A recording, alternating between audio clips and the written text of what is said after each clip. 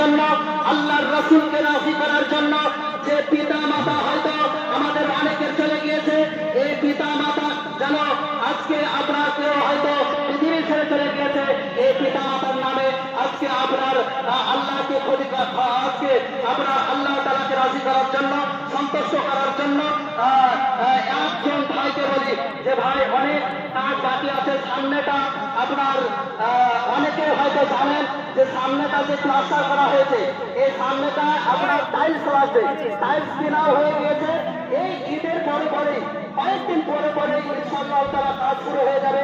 তাই আপনার এই খোদার ঘর মসজিদের জন্য একজন ভাইকে বলবো 2000 টাকা আপনার খোদার ঘর মসজিদে দেবেন। এমন কোন ভাই আছেন যে যদি থাকেন একটু চট করে আপনার জানিয়ে যান, কারণ আজকে এই দিনটা অনেকের সঙ্গে সাক্ষাৎ করতে যাবেন। মাশাআল্লাহ, নারায়ে তাকবীর, নারায়ে রিসালাত, মাসলাকে আলা হযরত। জি, আপনার নামে রেজাউল ভাই আমার, আপনার নামে চক্রবাবের চক্রবাটা খোদার ঘর মসজিদের জন্য 5000 টাকা দান করেছেন। আল্লাহ তাআলা তার দানকে যেন কবুল করেন, তিনার পিতার আজকে কবরখানাকে যেন মনোনীত করেন। আরেকজন রাকিব ভাই আমার, তিনিও 5000 টাকা দিয়েছেন, 2 জন হয়েছে।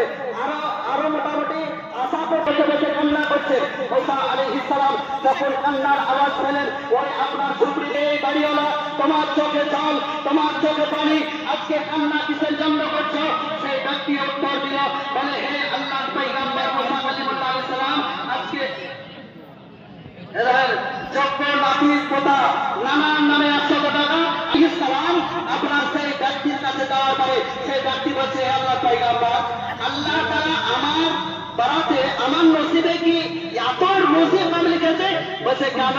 বলছে কোনোদিন খেতে পায়, কোনোদিন পায় না। যখন পায় না হয়তো 3 দিন পায় না। যে ভুকার জন্য খোদার জন্য কান্না করছি।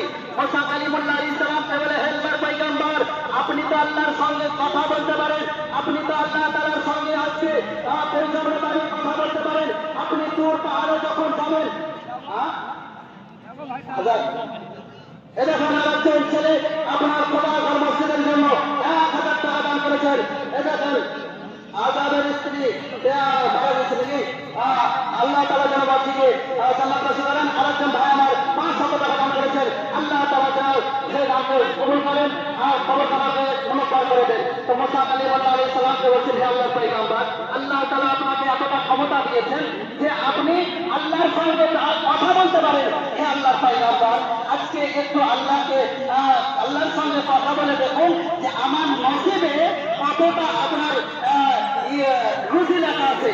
যতগুলো রুজি লেখা আছে আল্লাহ তাআলা যেন একই সাথে আমাকে দিয়ে দেয়, একই সাথে যেন আমাকে রুজিগুলো দিয়ে দেয়। মুসা কালিমুল্লাহ আলাইহিস সালাম তুর পাহাড়ে চলতে আরম্ভ করলেন। আল্লাহর পয়গম্বর মুসা কালিমুল্লাহ আলাইহিস সালাম আল্লাহ তাআলার দরবারে আরজ করতে আছেন, আল্লাহ তাআলার দরবারে আজকে আপনার আবেদন করতে আছেন। বলে আল্লাহ তোমার এই বান্দা এই কথা বলেছে যে ওর বাড়াতে যতগুলো রুজি আছে এক সমাতে যেন দিয়ে দেওয়া হয়। তো মুসা কালিমুল্লাহ আলাইহিস সালাম বলেছে যাও, ঠিক হয়ে যাবে।